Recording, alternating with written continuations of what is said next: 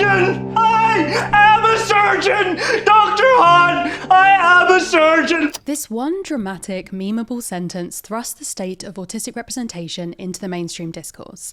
This clip is from a show called The Good Doctor, a medical drama about Dr. Sean Murphy, played by Freddie Highmore, who is an autistic surgeon. The short snippet was posted online and quickly became meme fodder, with parodies, use of the sound going viral on TikTok, and many people questioning if this show was good autistic representation judging by this scene. I decided to look into it and ended up going on a deep dive that took me from the legacy of Nazi doctors during the Second World War to the worrying consequences of the savant genius myth. In this video, we'll be looking at characters from Sheldon Cooper in The Big Bang Theory to Raymond in Rain Man, and shows like Love on the Spectrum all the way to Heartbreak High, as well as autistic headcanons and theories to break down the state of autistic representation today. Because although there are difficulties in assessing accurate representation of autism due to the wide array of experiences of autistic people, there are commonalities in this representation that I think are worth pulling out, especially in the ways they connect with existing stereotypes and misconceptions. And in this video, we're going to begin by investigating 3 of them: spectacle, infantilization, and exceptionalism. Spectacle. Let's start with The Good Doctor.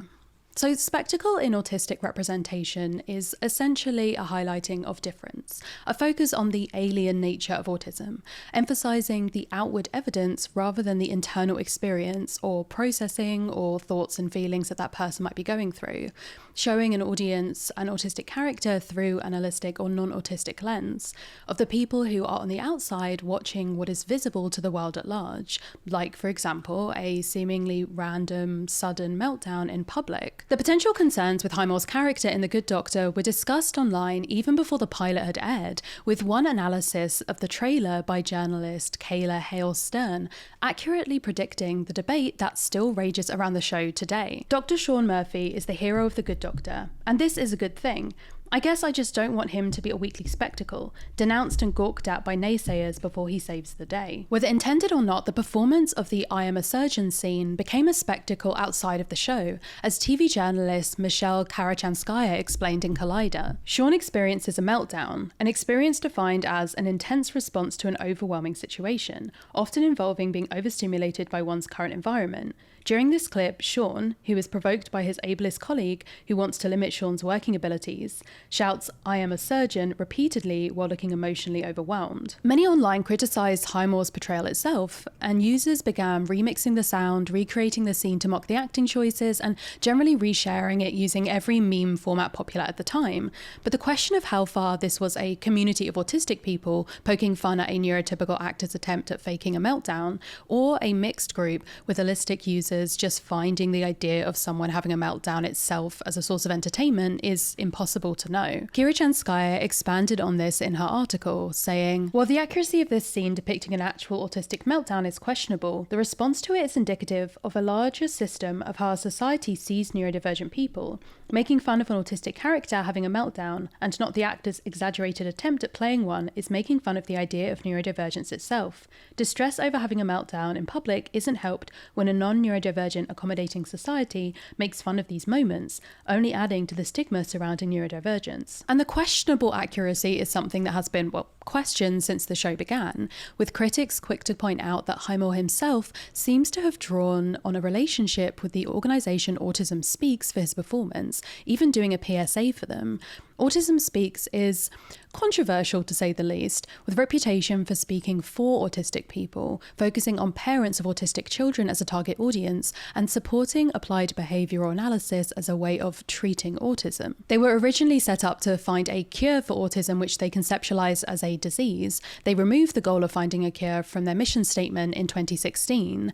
There are a bunch of articles and collections of the many specific instances with Autism Speaks that you can check out if you so wish by looking online, many collated by autistic autistic people who have personal testimonials of the damage that things like ABA can inflict. And because that information is out there and readily available with a Google search, many argue that working with such an organisation at such an involved level suggests a lack of preparation for the role on the part of writers and maybe the actor himself. After the scene went viral, other moments from the show began to pop up online as well. In one, he repeatedly accuses a Muslim woman of being a terrorist, and in another, he continues to misgender a trans patient. The latter is particularly bizarre to me for a couple of reasons. His misgendering seems to be because of his logical autistic brain, but surely as a brilliant genius doctor, he would know about the breadth of sex and gender diversity, but also from the point of view of how this portrays autism to a wider audience. Because for the sake of giving Sean another episode arc about how he needs to learn about people's differences and bedside manner, it misses engaging with a bunch of studies and data on the higher rates of queer identity and gender dysphoria in autistic people.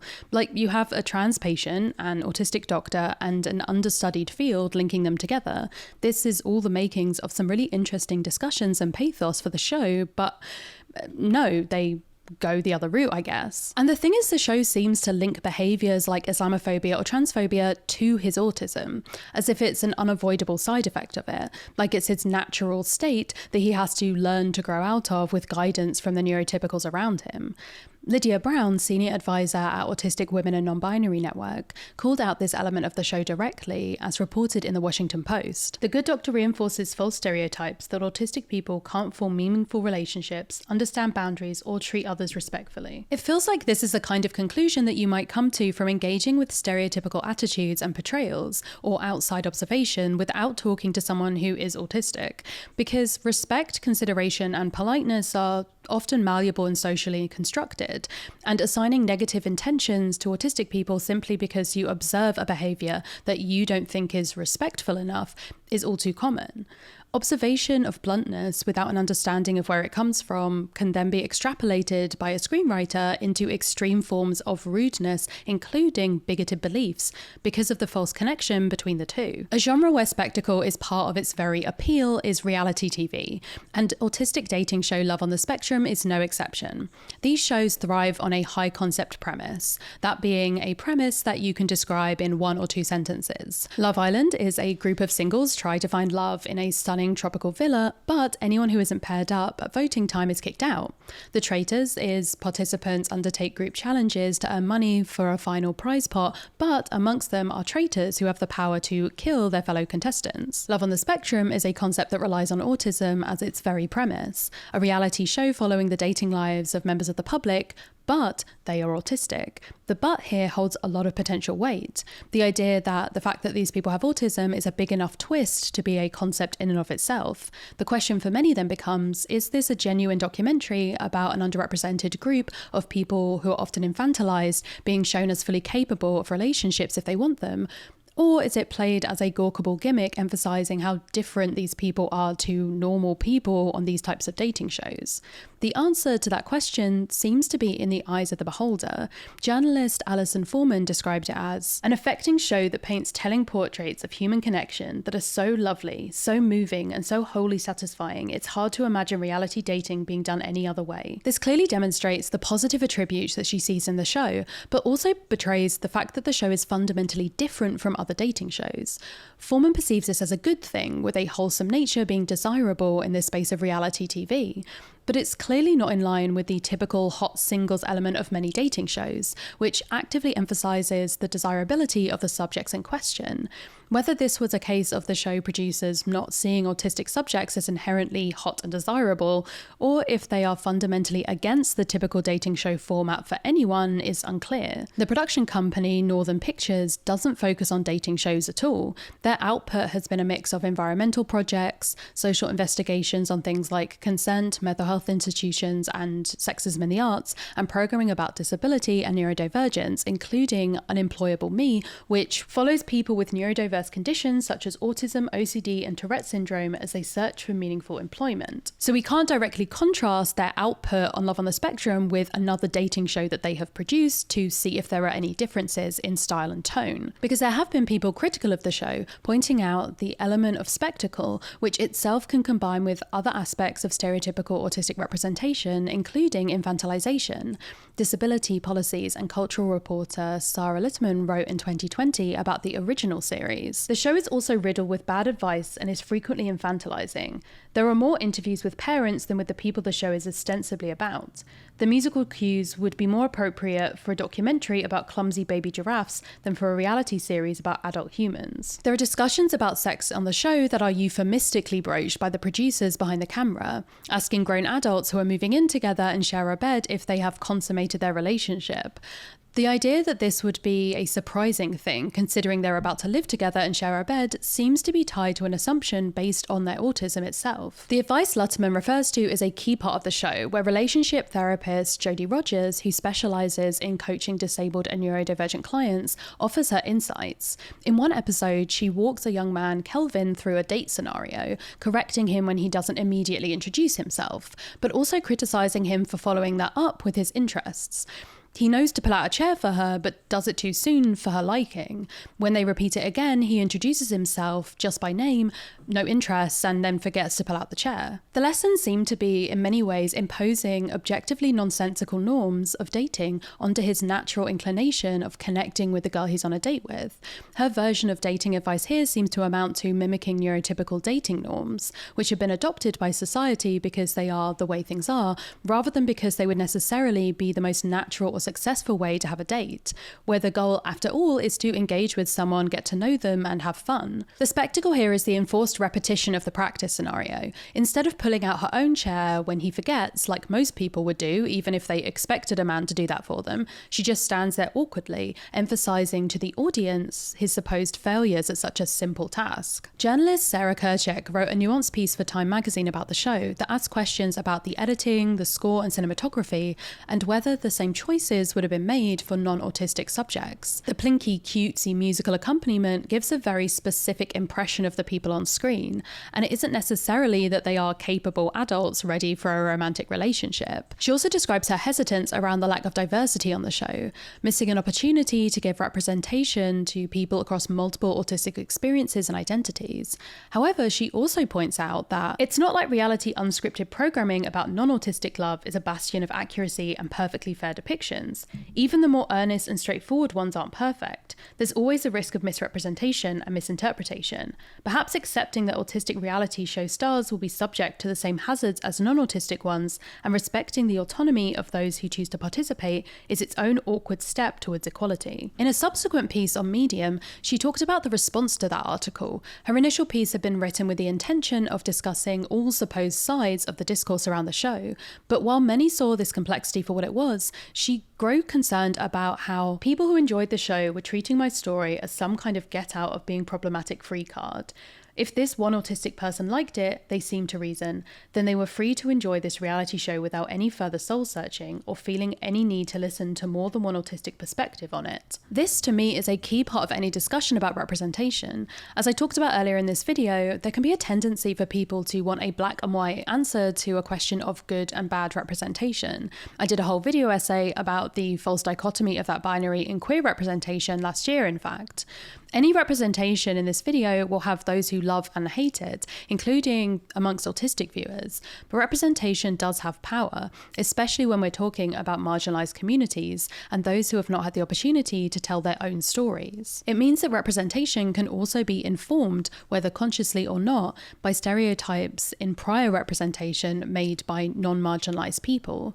And then those stereotypes will be absorbed by new audiences in this kind of cycle. And although some may relate to these portrayals of autism, when they take up the majority of representation, it leaves a diversity, nuance, and contradictions in that community on the cutting room floor. One woman, Kaylin, who was rejected from the new series of Love on the Spectrum, for example, recently made a TikTok about her experiences on the show. From her point of view, they took her out of the running because she didn't fit the specific boxes that they wanted to put their subjects in. Her issues with communication would not be as visible on screen in a way that could be emphasized as a spectacle. people, and she was interested in dating allistic or non-autistic men after a number of experiences with autistic men pushing her boundaries and treating her badly by blaming it on their autism and not taking accountability. A show like Love on the Spectrum, with its cutesy, wholesome image, feels like one that would absolutely not want to deal with conversations about autistic people having the capacity for abuse or mistreatment of others.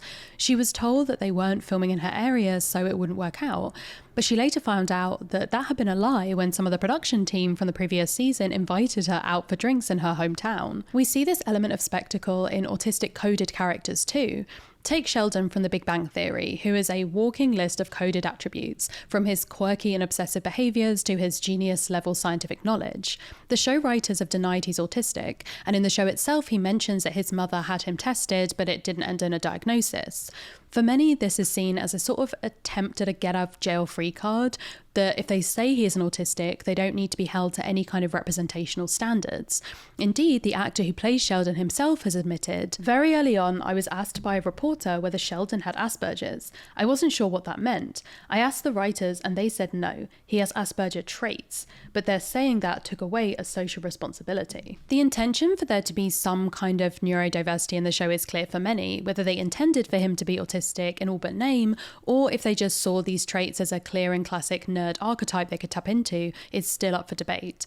The actress who played Sheldon's eventual love interest in the show said in an interview in 2015, "All of our characters are, in theory, on the neuropsychiatric spectrum. I would say Sheldon often gets talked about in terms of Asperger's or OCD.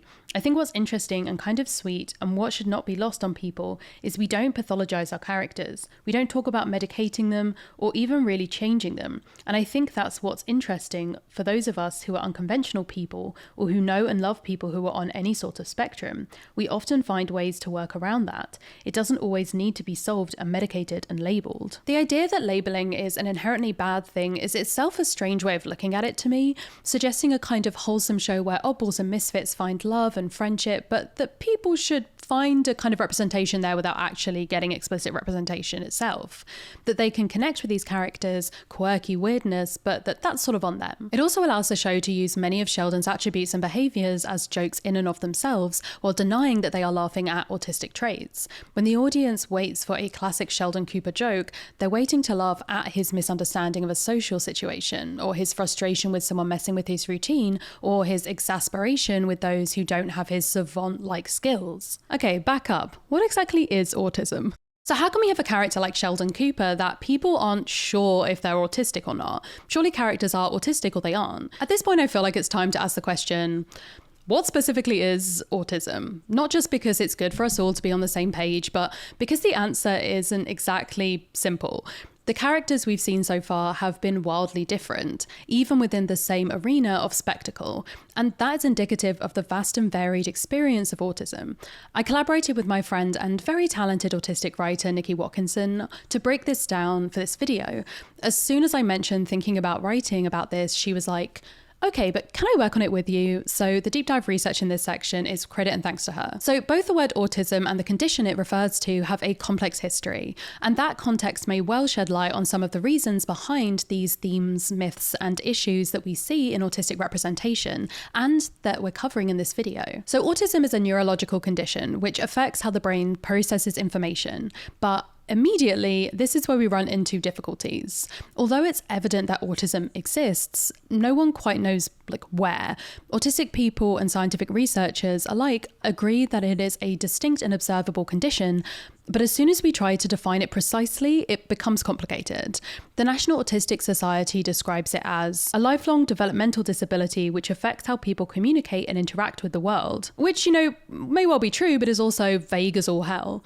This is in part because autism isn't located in only one area of the body or brain. It's a neurological condition that seems to have genetic factors. There have been studies that show potential differences in some autistic brain structures, but none that show some universal or testable bodily or brain characteristic that is shared by all autistic people. There are some common experiences and certain areas like executive function, sensory processing, and social communication skills where autistic people are likely to experience some level of differences from neurotypical or allistic people. But there will also be a huge range of differences between the experiences of different autistic people.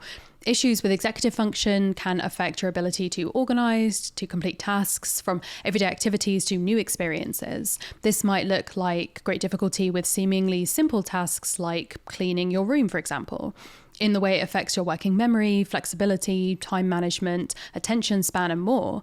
Sensory processing differences might manifest as being over or undersensitive to sensory stimulus and lead to mental or physical withdrawal, overwhelm, or meltdowns. And even within the same autistic person, these might look different on different days, in different environments, and with different stimuli. Ultimately, there is no one single thing that all autistic people experience or feel entirely in common. As the saying goes, if you've met one autistic person, you have, in fact, met one autistic person. Autism is shown to affect many systems in the human body, including the neurological, metabolic, gastrointestinal, and mitochondrial systems. But there is no one neuron or gene that is responsible for it. And crucially for this video, there is not just one presentation of autism. It manifests in extraordinarily different ways from person to person, and it's common to find two autistic people with diametrically opposed needs, internal experiences, and output presentations, despite them having the same condition. There are multiple Reddit threads about all of the characters that I talk about in this video, where the original poster will call out a show for seemingly being ableist or inaccurate, and half the comments are agreeing, but the other half will talk about how actually they relate to this character. There is a lot of subjectivity and individuality here. Autism is what's called a spectrum condition, which means that there is a wide variety in type and intensity of symptoms experienced by different autistic people. It does not mean that autism is a line from not autistic to very autistic, although this idea is very common. These days it's often conceptualized by autistic people and autistic affirming researchers and psychiatrists as more of a circle, as in these examples by Matt Lowry and Anouk at Autism Sketches. This idea of there being a vast array of individual experiences is also true of other conditions, of course, and especially neurological and mental health conditions where diagnosis relies on being able to understand someone's internal experiences. Often these diagnoses demand that either a professional is able to observe certain behaviours which correspond with symptoms, or that the person with the condition is able to identify and articulate what feels wrong. But many autistic people have specific challenges identifying and articulating their internal experiences and differentiating their experiences from those of other people around them, meaning that they may be less likely to be able to identify that something feels wrong in the first place or to communicate it and seek support. Autism has existed since long before the 20th century, but the condition was first identified by two different scientists at almost the same time, Leo Kanner in 1943 and Hans Asperger in 1944. Named after Asperger and the specific presentations that he often observed, Asperger syndrome became an official diagnosis in 1992, distinct from autism, and was then folded back into the diagnosis of autism spectrum disorder in the 2010s. Until recently, people still use the term Asperger syndrome, whether formally or informally, to refer to a specific autism presentation that usually involved high intelligence and lower support needs. But in 2018, a medical historian published a paper claiming that Asperger had collaborated with the Nazi regime to institutionalize and euthanize children who he deemed unworthy to live, and so many people now feel uncomfortable using the term. Perhaps because of this complex history, there are major differences in the frameworks, research methods, and even the diagnostic procedures used by different researchers and doctors. And there is a huge amount of discussion currently within the community around the limits of the diagnostic process, especially with people whose presentation is less typical. And we can see how this can create a kind of feedback loop, right? People who aren't being diagnosed because their profile doesn't match the typical presentation of autism might then be excluded from research, and the research then fails to expand to accommodate these different kinds of presentation. Not to mention that autistic people in science have a pretty rough history in general. Historically, scientists researching autism often focused on eliminating it by curing autistic people and preventing future autistic people from being born at all. Because of the perception of autistic people as incompetent and infantilized, scientific research has long been dominated by caregivers and doctors and led by neurotypical feelings about autistic people: distrust, pity, even disgust. It's another kind of feedback loop. It's been widely observed in studies in the UK, for example, that there is a distrust of these researchers from autistic people here, who then don't participate in the research, so the research being conducted fails to take their needs into consideration and privileges neurotypical perspectives, which leads perfectly into the next aspect of autistic representation that I want to look at in this video. Infantilization.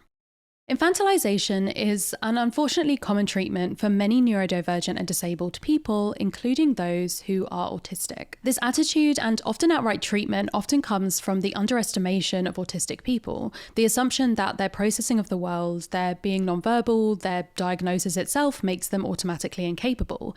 I think that this is in part because of the narrow view of what proper adult behaviour looks like, especially in Western culture, that is linked with a state of independence and the ability to fit seamlessly into a capitalist workplace and structure with normative, unassuming behaviours and communication which fits the assumed cultural norms. It's also exacerbated by the traditional image of an autistic person as a child, as shown in research such as the 2011 work from Jennifer L. Stevenson, Bev Harp, and Morton and Gernsbacher, who found that media representation of autism was overwhelmingly that of children, across everything from books and films to the websites of autism charities and support organisations, and even news articles. They concluded that this was a cyclical relationship. Again, a lack of representation, meaning a hesitance for holistic gatekeepers to allow autistic adults to self-advocate or join conversations about their community, especially in the era of the time being about autism awareness and the public perception of it as a new phenomenon. This can bleed into the idea that all autistic adults are childlike, naive, and non-sexual, full of innocent wonder.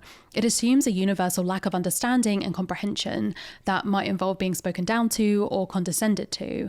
Infantilization might look like an autistic person being seen as controllable. In the worst cases, it can lead to imposing a lack of agency over that person's life and body. When we talk about the media, whether fictional portrayals or reality and documentary content, infantilization looks like the tools of representation being used to emphasize those supposed qualities. This might be the editing, the music, the scripting, the formatting, the camera angles, and more.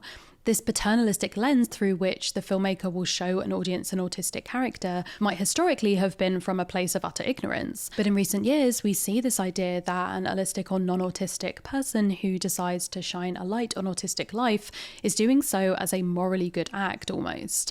That their decision to highlight this poor underrepresented group is a gift, and that showing them as sweet and innocent and pure is positive representation that should be appreciated. If we look at maybe the most notorious example of canonical autistic representation in film from the past few years, we can't not talk about Sia's movie Music. I think a lot of things about this movie, the fact that it pulled in stars like Kate Hudson and Maddie Ziegler and came on the back of Sia's most successful commercial years as a musical artist, probably boosted the confidence of her and her team that this would be a popular and well-received film. The film essentially follows Hudson's character Zoo after she quits drug dealing and becomes sober and gains custody of her non-verbal autistic half-sister Music. It's a musical drama about a bunch of other plots that involve like a well-meaning neighbour, manslaughter, and Sue maybe getting ready to dump Music at an adoption centre. Even before the film was released, there were criticisms of the casting of Ziegler in the titular role. Once the movie was out, the reviews were equally as scathing, with the movie currently at 7% on Rotten Tomatoes. Many autistic critics have pointed out the aspects of infantilization that the movie manages to impart on their titular character, even though she is herself already a child, which feels like quite a feat. Writer Clem Bastow pointed out in her analysis of the movie, Music is gifted an AAC device to aid her communication, but it seems to only have two phrases installed, I'm happy and I'm sad. For context, popular AAC app Proloquo2Go has a default setting of 4,750 unique words. Music manages to both underestimate autistic people and infantilize them. The backlash to the film was exacerbated by the response from Sia herself, who railed against the criticism, tweeting, I cast 13 neuroatypical people, 3 trans folk, and not as fucking prostitutes or drug addicts, but as doctors, nurses, and singers. Fucking sad nobody's even seen the dang movie. My heart has always been in the right place. She also talked about her conception of the character Music. I've never referred to Music as disabled. Special abilities is what I've always said, and casting someone at her level of functioning was cruel, not kind. So I made the executive decision that we would do our best to lovingly represent the community. This response itself received criticism from people in the community who questioned the special abilities framing of autism and pointed out that the intention of having your heart in the right place doesn't necessarily make up for potential damage or actions might cause. The idea of autism being a magical superpower may have started as a well-meaning attempt to change people's perceptions of autism as something that makes you fundamentally lacking, but for many it's just as dehumanizing, painting autistic people with this one-dimensional inspiration porn brush. Interestingly, Sia herself has since been diagnosed as autistic. However, this new understanding of herself doesn't take away from the criticisms of the movie or the way it was handled, especially as the character of Music doesn't seem to share Sia's experiences. The autistic community is not a monolith, and hand-waving any concerns about representation because an autistic person is involved is, I think, a little too reductive, especially when it comes to someone portraying a character whose autism affects their ability to communicate. There's also an element of infantilization in a number of autistic coded characters, both by their writers and also the audiences that react to them. When I mentioned that I was making this video, one autistic friend of mine immediately sent me a voice note asking if I was going to talk about the fandom reaction to Entrapta from She-Ra and the Princesses of Power. The She-Ra reboot in question is an animated show about a bunch of young adult characters navigating life in a magical fantasy world, including the lead character and her personal antagonist being raised as child soldiers. Entrapta is one of the aforementioned Princesses of Power, specializing in technology that she develops herself. She is highly intelligent with a bright and bubbly personality and hyperactive tendencies. While not specifically mentioned in the series itself, the showrunner has confirmed that she was written as an autistic character. In their voice note, my friend explained that there are chunks of the fandom who object to people shipping Entrapta with anyone in fanfic or fan art, arguing that she is basically a child. This show has a romance as one of its central plots. It's not devoid of this as a concept at all. This isn't a criticism leveled at the other characters due to the nature of the show or their actual ages. It seems to be fully focused on the idea that this character is too naive and childlike to be able to consent to a relationship. Entrapta, I feel the need to specify at this point, is canonically 30 years old in the show. Moss from the IT crowd is another character who was clearly written as autistic coded at the very least. You just have to type his name into YouTube and you'll find dozens of Moss from the IT crowd being very autistic for 5 minutes 37 seconds type compilation videos. The IT crowd is a sitcom about two antisocial geeks that run an IT department in a very boring office and the woman who ends up being sent down to supervise them. The show aired in the mid-2000s and the characterization of Moss was, I think, meant to play into one version of the nerd archetype, the autistic coded character who is too into uncool things, doesn't understand social situations, and uses a nerdy voice and intonation. When Moss misunderstands someone during a conversation, like when a woman tries flirting with him by complimenting his glasses and he replies very seriously, "They're not for sale," we see how these social misunderstandings are part of what's supposed to make the character funny. The audience is encouraged to laugh at his confusion. The IT crowd's two other main characters, Jen and Roy, frequently have dating mishaps and storylines, but Moss doesn't get the same treatment. In fact, his incompatibility with romance and sex is played as the series' one final joke, where we see Jen wake up in bed after a work party panicking about potentially having slept with Roy, but instead Moss emerges from the bathroom in a skimpy pink robe, whipping off his glasses and proclaiming "good morning." Jen proceeds to scream as the credits roll. This is never mentioned again in the show. I think there's a combination of tropes going on here that compound into the desexing of autistic coded adults in much of fiction. The idea of the virgin nerd, the uncool autistic, the unattractive geek, the attitude that caring passionately about things is weird or too much, that it's unattractive to be outside of the norm in some way, all combine to associate autistic coded characters with a kind of default asexuality for many writers. That you start with the idea of an uncool nerd and then attach autistic coding to emphasize this idea, or that you start with an autistic coded character and what follows is an assumption that relationships are just not part of their story. Exceptionalism. This leads nicely into the third and final pattern in autistic canon coded representation, the myth of the autistic savant. The existence of savant syndrome is rare in reality, but overplayed in on-screen representation. These characters will be autistic or coded that way, but with some superhuman ability or element of genius added on in a specific area, contrasting with their apparent deficits in others. If we look at this from a skeptical lens, then there is this potential idea that someone with autism can justify their worth by excelling in one specific area to a superhuman level, that it sends a message that autistic people's particular brand of inspiration porn is that they overcome their deficits with this novel and alien talent that might be useful to the world around them. We've seen elements of this already in the example of The Good Doctor, where Sean is allowed to work in the hospital as an autistic surgeon only because of his savant-like abilities, that his autism alone would disqualify him, but the added level of genius is what gives people pause. Probably the most well-known of these portrayals is the 1988 film Rain Man, which stars Dustin Hoffman as an autistic savant named Raymond,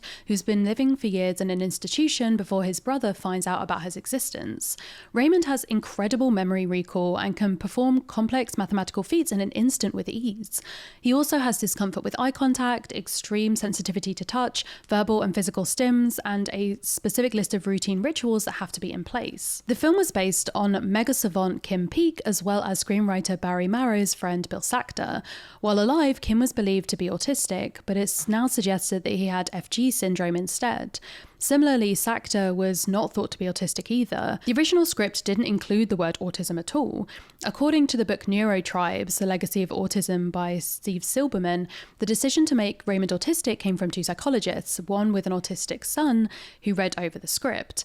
Hoffman subsequently met with a number of autistic people, both in formal settings and more informal ones like going bowling together. The film is generally regarded as a key stepping stone in autistic representation, with many people's association with autism itself calling up memories of watching this very movie. It was one of the first films to centre around an autistic protagonist, and arguably set the scene for the image of the exceptional savant autistic character across decades of cinema that followed. Perhaps it's unfair to judge a movie on its unintended legacy, but I do think it's worth considering the way language from the film, like high functioning, is considered outdated by many today. Yet, the preservation of this movie as a classic means that many will continue to watch it, and without new and diverse representation available alongside it, see the portrayal as the be and end all of what autism is. Raymond, at the end of the film, is judged not capable of living independently and returns to the institution. The idea that this is the highest level of autonomy an autistic person can hope to achieve, as high functioning as Raymond is labelled to be, has surely had an impact on the lives of autistic people in subsequent years, maybe doubting their own autism or preventing those around them, like parents or teachers, from connecting autism with their behaviour, processing and communication styles, if they seem to be more high-functioning than Raymond was. Or contributing to this idea of infantilization, that there is only so much we can expect from someone who's autistic at all. A friend of mine, Ellen, who is herself a disability advocate, went viral recently for a video on a train where another autistic person asks her if she is autistic. Ellen asks, "Wait, how did you know I'm autistic?" before pausing and concluding, "Oh, the ways I am and the things that I do." The other passenger tells her with knowing humour, "You were playing Stardew Valley when I got on," and they both laugh.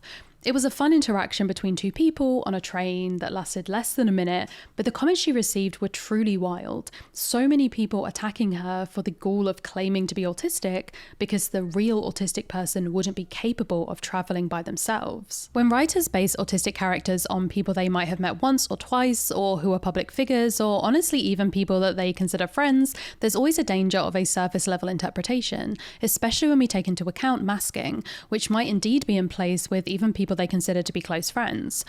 The writers aren't seeing who that person is when they're alone. They might never have thought about the burnout consequences of that period of intense one-on-one interaction, or the consequences of sensory overload which manifested after they left a gathering early. The autistic savant got another piece of representation recently in Korean TV show Extraordinary Attorney Woo, about an autistic lawyer newly hired at a big law firm, who also has a photographic memory.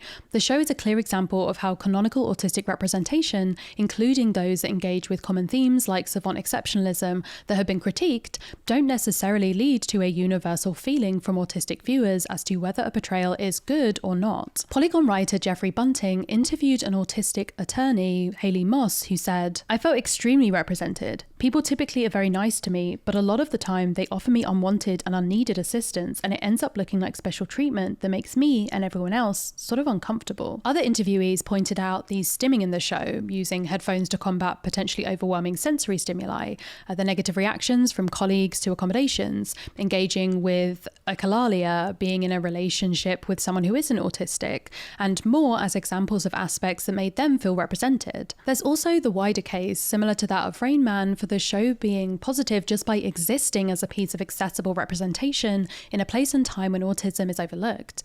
Reportedly in South Korea, only 22% of autistic adults are employed, and those that are earn an average of just $800 a month.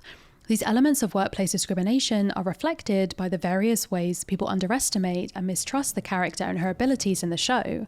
Bunting's article also points out reports from Korean news sources and creators who describe the impact of this representation on them. Korean school children are reportedly insulting each other by asking, "Are you Woo Young-woo?" Autistic content creators field comments expressing disappointment that they're not like Young-woo, while receiving abuse for their criticisms of the series. This expectation of all autistic people sharing Woo's characterization and personality is obviously ridiculous, but the idea that they would be expected to also have savant abilities is even more so.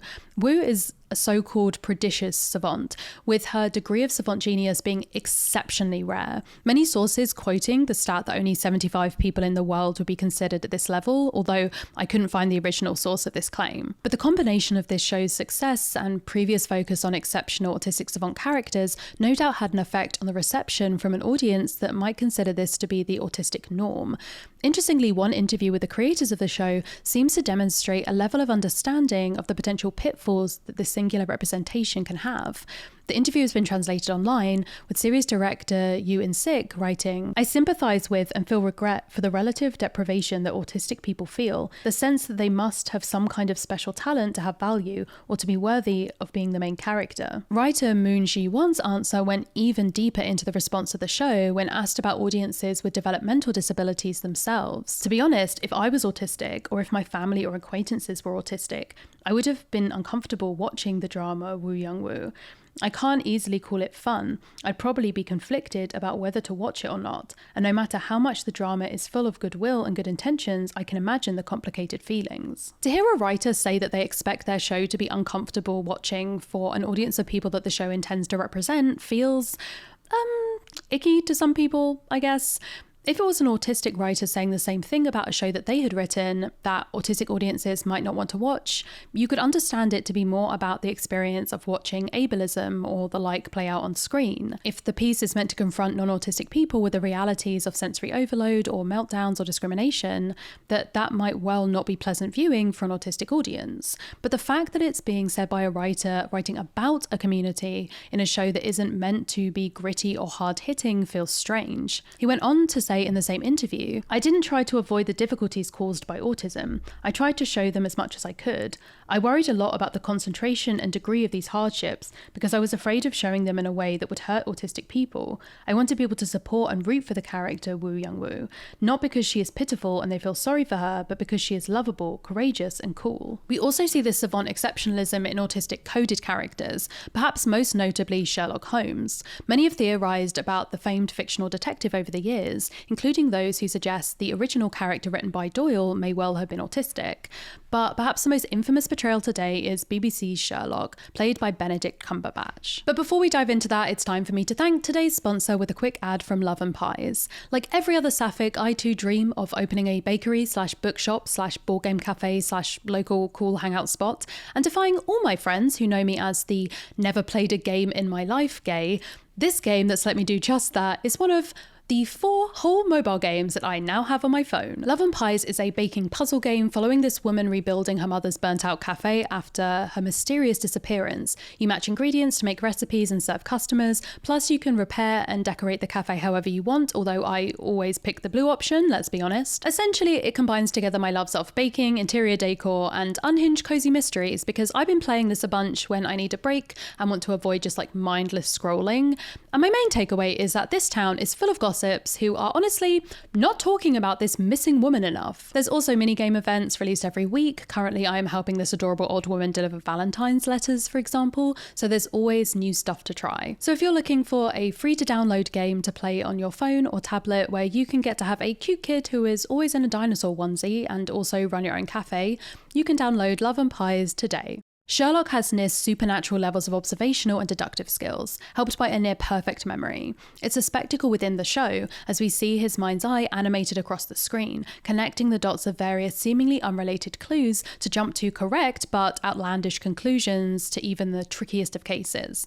The writers outside of the show have never called him autistic, but within the show, characters have joked about it, as if it's an obvious observation. Ironically, it seems likely that Cumberbatch didn't deliberately play Sherlock as autistic, because his own conception and research into autism is documented for another role. He played the creature in Frankenstein on stage, and has spoken about using autistic children as inspiration for the role, telling Graham Norton in one interview, "It's basically being a man-child. It's being a man-infant." And then, psychologically, Danny and Nick Dear, who's adapted the Mary Shelley novel into a brilliant 2.5-hour play version of it, they both have autistic sons. So we went to 2 extraordinary schools and met some high-spectrum autistic kids, and it was very, very humbling and amazing and very upsetting, but very, very extraordinary as well, and inspiring. It's really, really extraordinary and very upsetting, and it was important for them to realise that the creature in their story was not the monster of old, the monster of the gothic horror stories. He's very much an innocent. He's very much someone who is so different,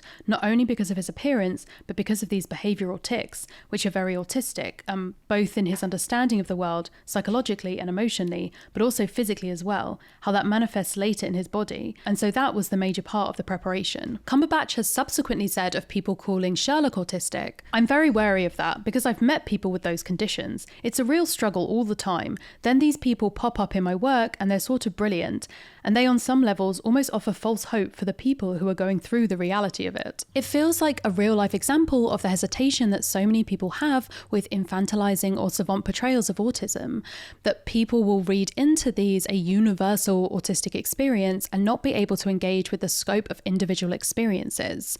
An actor who himself engaged with the kind of research that many would praise as doing the work has ended up in a very specific and narrow-minded conclusion about what autism even is. And if that's the case, then how can we expect the average casual TV or movie watcher to understand these complexities, especially if so many of the narrow portrayals are themselves made by non-autistic people?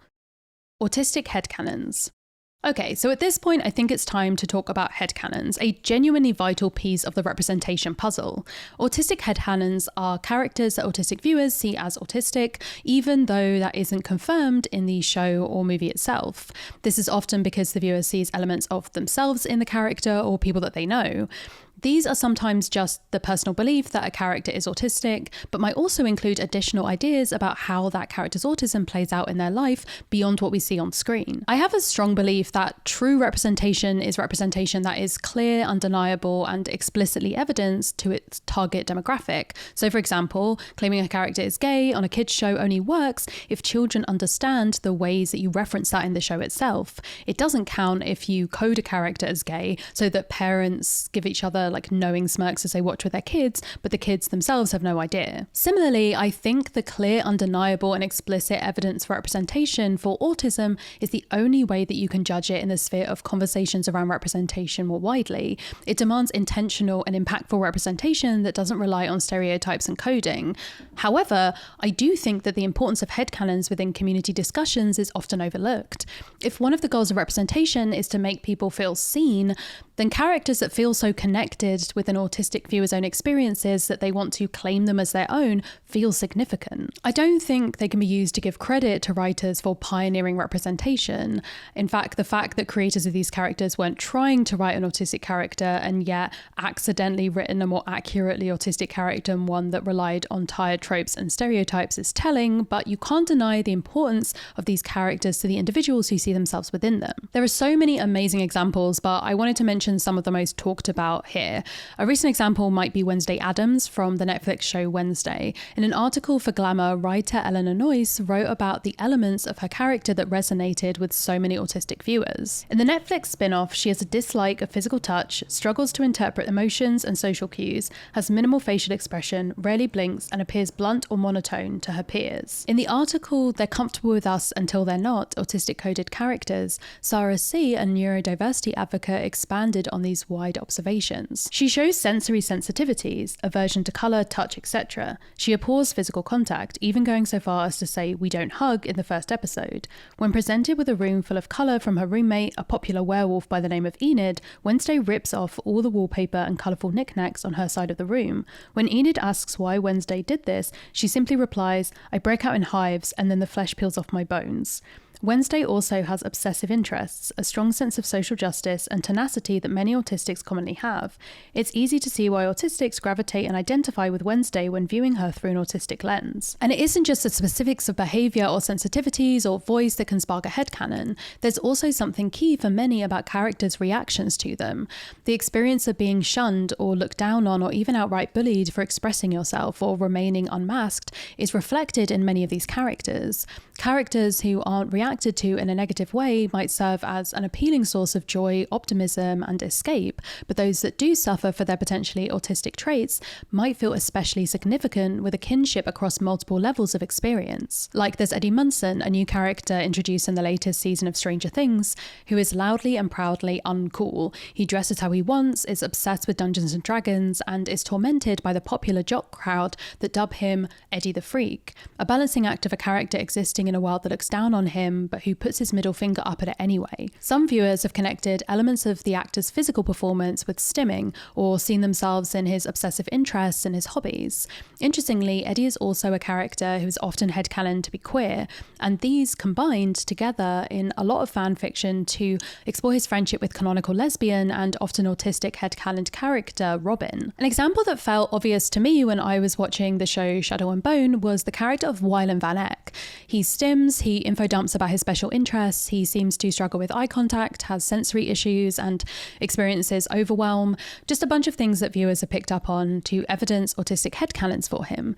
Plus, his boyfriend canonically has ADHD, and the autistic ADHD power couple dynamic is honestly so real and iconic. I could go on, but we would truly run out of time, so here are some quick-fire examples. Every single one of the Belcher family in Bob's Burgers, Jack from Check Please, Frankie Stein and Draculaura from Monster High, Katniss Everdeen from The Hunger Games, Aziraphale and Muriel from Good Omens, Newt Scamander from the series that will remain unnamed, Gregory from Abbott Elementary, the whole family in Mitchells vs. the Machines, Elle Woods in Legally Blonde, Lilo from Lilo and Stitch, and so many more. One of the most frustrating elements of coming across headcanons or hearing about them from friends is how they perfectly demonstrate the ease with which autistic characters could be included in quite literally any show or movie.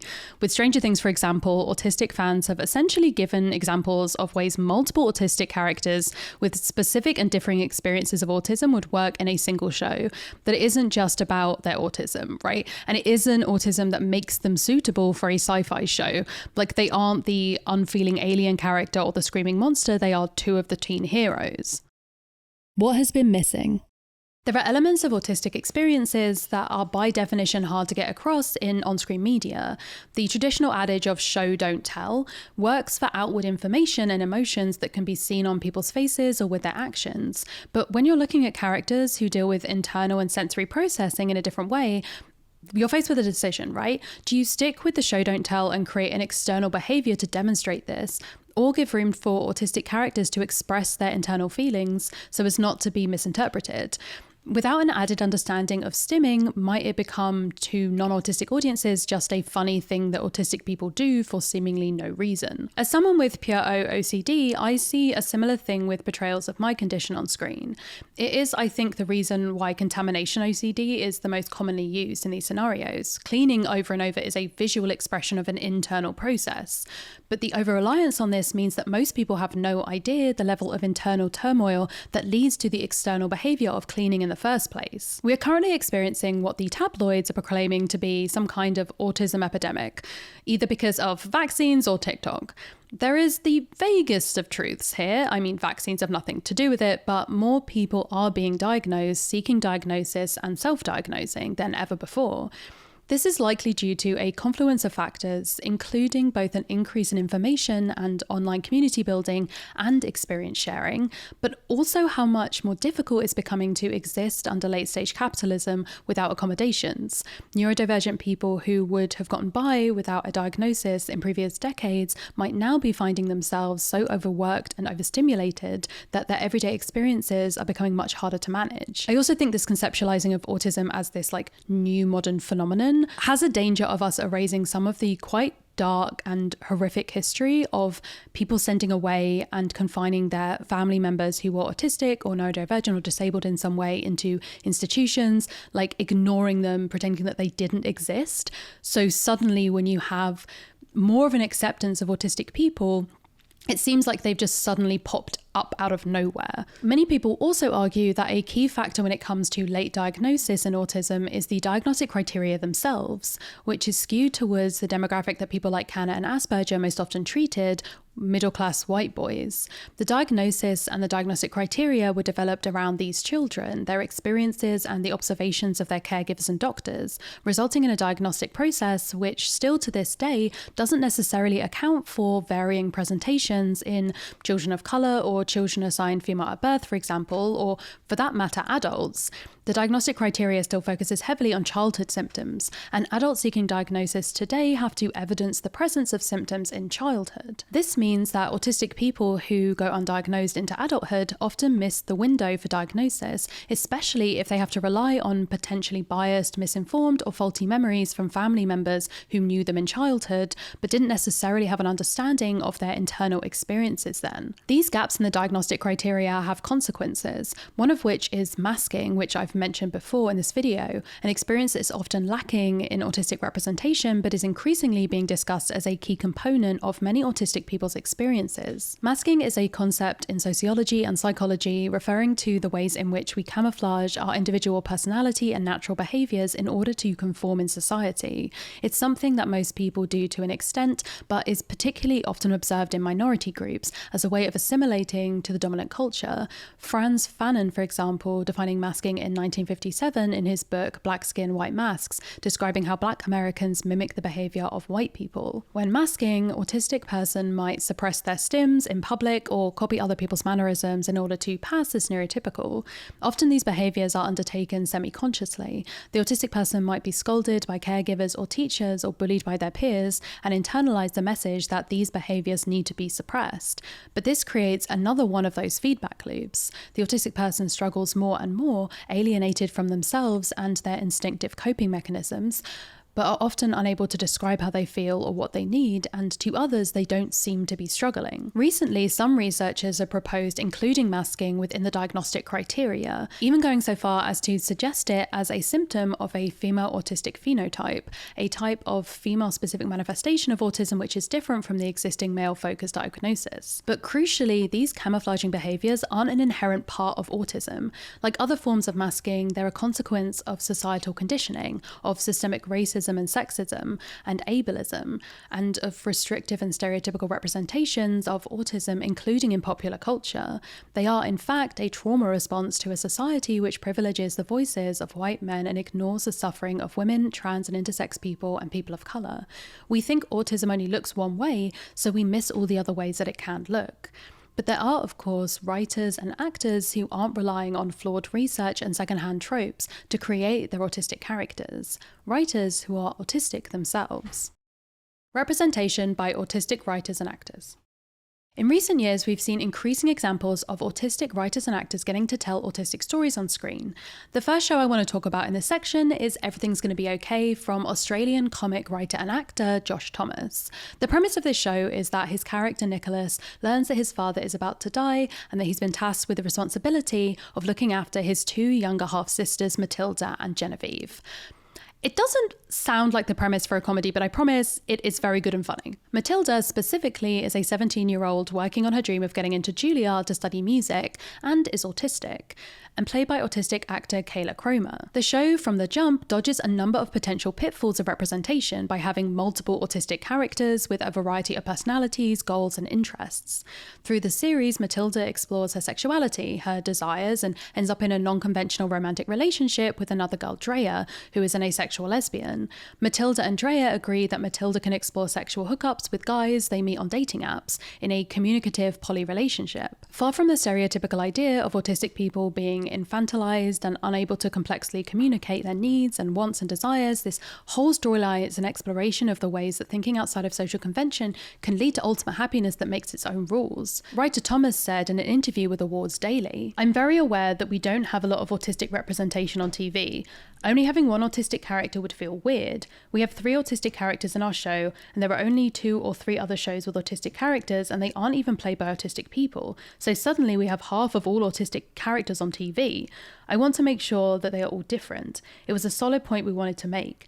That was the first time I had ever done that in a conscious way. Usually I just set out to tell a story that I want to tell. The most interesting thing about this show for me, however, is that in producing the first season, Josh Thomas came to realization that he too was autistic, as well as having ADHD, which he'd already been diagnosed with.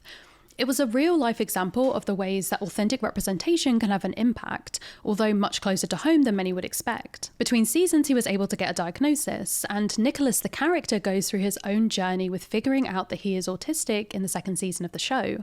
As a character who drew a lot from Thomas's own personality and perception of the world in the first place, the storyline gives us an example of multiple neurodivergent people in the same family, of someone with both ADHD and autism, which is reasonably common, of autistic people with very different experiences and presentations and needs, as well as another queer autistic character on screen. And even with an autistic man at the helm, they still brought in autism consultants, including Lillian Carrier, who plays Drea in the show, who gave input at all stages of the script, from initial story ideas to the final script reads. Also consulting with the props team on ways to ensure that there were no sensory issues with the different performers, with objects they needed to interact with, plus ensuring that there were options for specifically needed items so she could choose the best pair of headphones for her character, for example, which would also make her the most comfortable. That easy accommodation, baked into the structure of production, feels vital to all ways of working on shows or movies that are truly interested in authentic autistic representation, but they are also something I think should be vital to all productions in general, to start on the basis of making the environment as accessible and comfortable as possible for everyone. Another recent popular example of autistic rep by an autistic actor is Chloe Hayden playing Quinny in Heartbreak High, an Australian teen drama.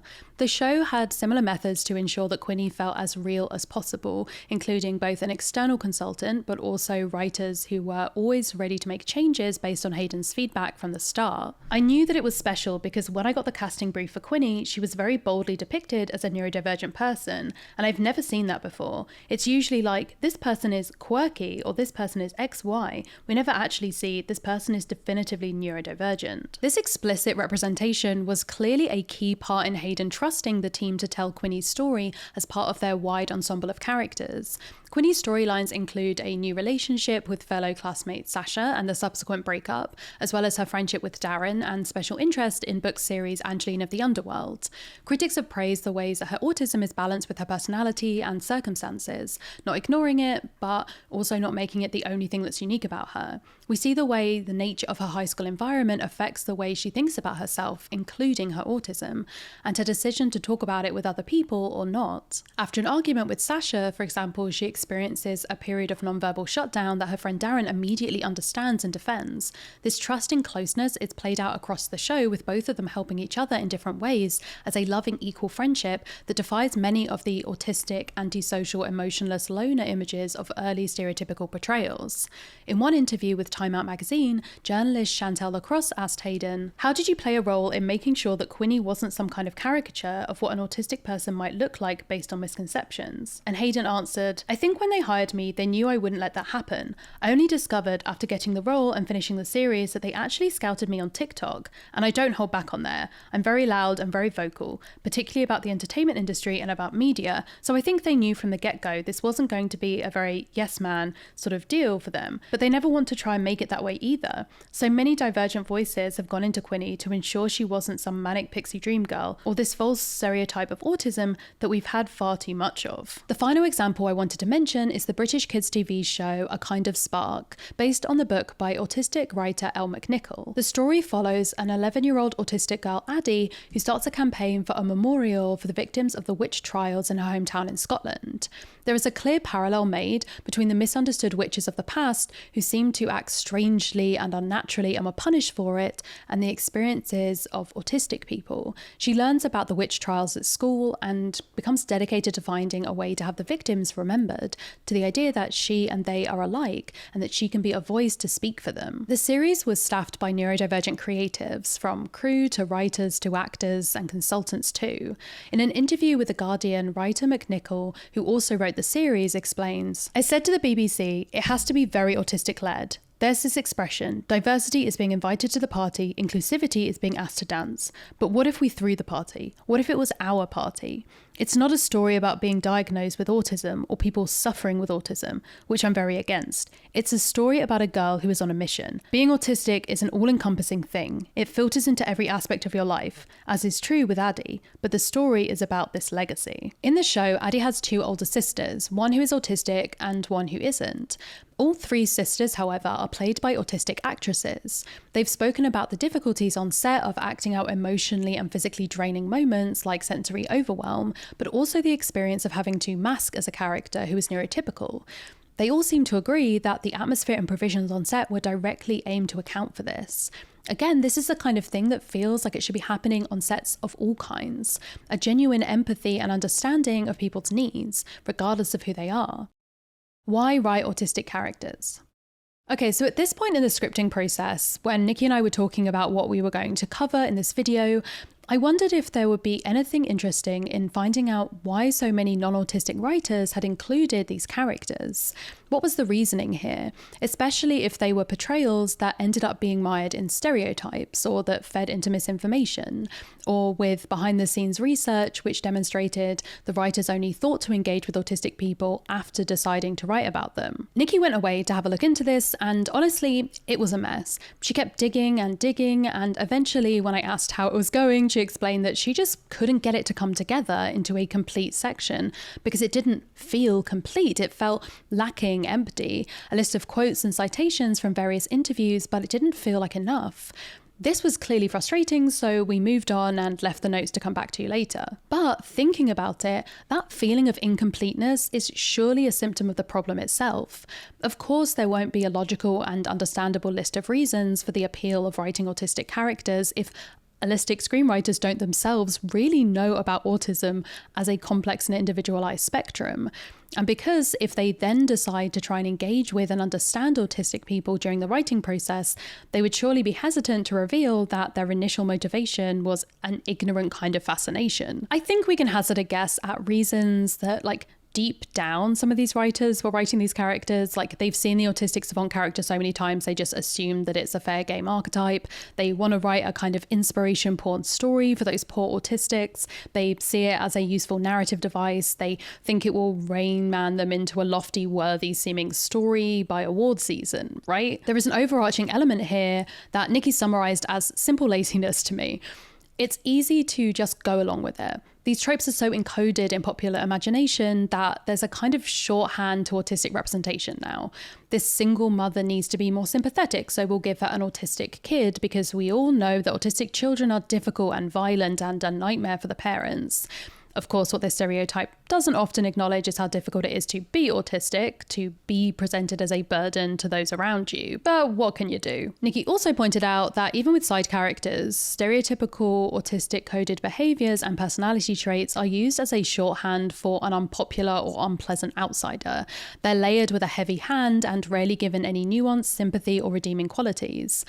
Michael from recent movie Saltburn was an example that came to mind for both of us. They needed a character to contrast with the cool popular crowd, and so they made him unpredictable, aggressive, cold, yet also inappropriately attached to the main character Oliver, forcing his friendship on him where it's not wanted, and of course he's a savant-like genius at maths, all fragments of coding that pass on through the popular view of what autism is. Again and again, autism and autistic people are a narrative device to engender empathy for a neurotypical character, or the subject of patronizing sympathy themselves, or a source of inspiration porn. So it was particularly interesting to us when we ended up getting a mashup of typical reasonings from a single source in interviews with atypical creator Robia Rashid. We found a number of writers who mentioned having autistic people close to them, often children in their family, for example, and Rashid was one of those people. I do have personal experience with it, yeah. I don't want to talk about it too much because I want to protect their privacy, but yes, I do. Sam's story and this person's story are very different, but it really helped with me being drawn to this topic and keeping an eye on the family members of people on the spectrum and how they're affected. In the same interview, she also talked about the idea of autism being a hook to differentiate the coming-of-age story in her show. You've seen the story of somebody looking for independence and looking for love before, but not from that specific point of view. I really was drawn to that. I was a little annoyed because it sounded really hard. I had to do a lot of research. And of course, the idea of being autistic as shorthand for someone abnormal to spread a message of acceptance. For me, the show is about what it means to be normal and how nobody's nobody's normal, and that is why the show is relatable. It's about everyone and their struggle to be understood and find love and feel like they're not alone. When writers say something like, "We wanted to teach the world about autism," I think it then opens them up to potential critique when it turns out that they didn't hire autistic writers or actors.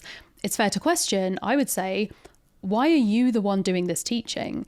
So I can totally understand many writers and creators simply not saying anything about the whys, because to them it might feel, in many ways, just safer not to address it at all. The impact. So does all this matter? Well, I would say yes, because I have just made an unnecessarily long video essay about it. But firstly and most importantly, more and better representation of autistic people in media and pop culture allows autistic people to potentially understand themselves better. This might be because they can relate to a character's experiences and find similar solutions to challenges that character faces, or it might be bigger than that. It might be the reason that they realize they're autistic at all. As we mentioned before, many autistic people find it particularly challenging to identify their own feelings and internal experiences due to high rates of alexithymia. For this reason, accurate representation and access to external reference points can be super important in helping people to recognize and give voice to their experiences. Many late diagnosed autistic people described thinking that their experiences were common until diagnosis, and knowing that something was wrong but not knowing what. Accurate explicit representation provides a route out of this confusion and loneliness towards self-knowledge, diagnosis, and support. Autistic representation also helps in the way that all representation does, helping the people being represented to feel seen, heard, and less alone.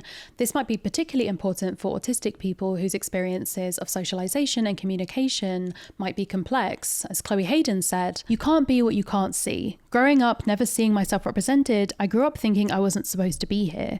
Young people can look at Quinny and go, okay, if she exists as wholly and beautifully and unapologetically as she does, then I can too." And it's not just about awareness and understanding, although those are vital. Simply being exposed to portrayals of autistic people in media can make allistic people feel more positively towards them. This is thanks to a psychological phenomenon known as the mere exposure effect. Put simply, people begin to like something purely because of repeated exposure to it. And this has been shown to apply to allistic people's perceptions of autism too. And finally, increased calls for representation can also have positive side effects on the production landscape for autistic creatives, as well as creatives in general, with there being evidence of increasing neurodiversity, increasing the strength and capacity of a team. As more attention is paid to getting neurodiversity and autism right on screen and the importance of lived experiences in creating these representations, there are more opportunities for autistic writers, actors, directors, and so on to have careers in media in which they are able to identify themselves as autistic and draw on their experiences and skills without having to hide their identities to be accepted. You might have noticed that I sort of caveat several of those points by saying media representation should be accurate or reliable, because as soon as it isn't, these positive effects can go awry. Similarly, representations of autism in popular culture need to be explicitly named as such for these impacts to occur. Otherwise, people continue to relate to and like autistic coded, quirky characters who they assume to be neurotypical, while stigmatizing and rejecting the actual autistic people in their life who behave the same way because of their unchallenged prejudices and stereotypes. And with all representation, if we acknowledge the power positive and complex nuanced characters can have, we also have to appreciate that the opposite may also be true. The representation that is simplistic, inaccurate, and even damaging can be just as impactful, particularly if it plays on existing assumptions and stereotypes. It's a vicious cycle. Again, allistic writers influenced by their assumptions and internal biases continue the legacy of these characters, which then affects allistic audiences and writers alike, and on and on. These misconceptions are not just something that might fester in the minds of audiences, shaping how they conceive of autistic people, but can also affect how they treat them. It isn't hard to imagine how a narrow view of autistic people could lead to instances of mistreatment, disbelief, infantilization, not to mention undue pressures and expectations placed on autistic people themselves around what an autistic person should be like. A lack of diversity within mainstream autistic representation, where white, middle-class, straight men seem to be the norm, is frustrating for the typical reasons of a lack of diverse representation, the way it fails to represent the world as it is, But the idea of you can't be what you can't see takes on a more impactful meaning when applied to autistic characters, where those outside of this narrow view of autism might be prevented from accessing resources, understanding, or even diagnosis. And we also have to focus on these exceptional savant characters, giving this one special skill that justifies these characters being allowed to partake in society. Accommodations are grudgingly granted on account of their gift, not seen as something that everyone should be given in the classroom and workplace as standard. Acceptance is earned and support deserved by skills you can give that make up for your autism. We see this in a lot of disability and neurodivergent-based campaigns, getting people into work not necessarily as a path to independence, but so they can contribute to the economy.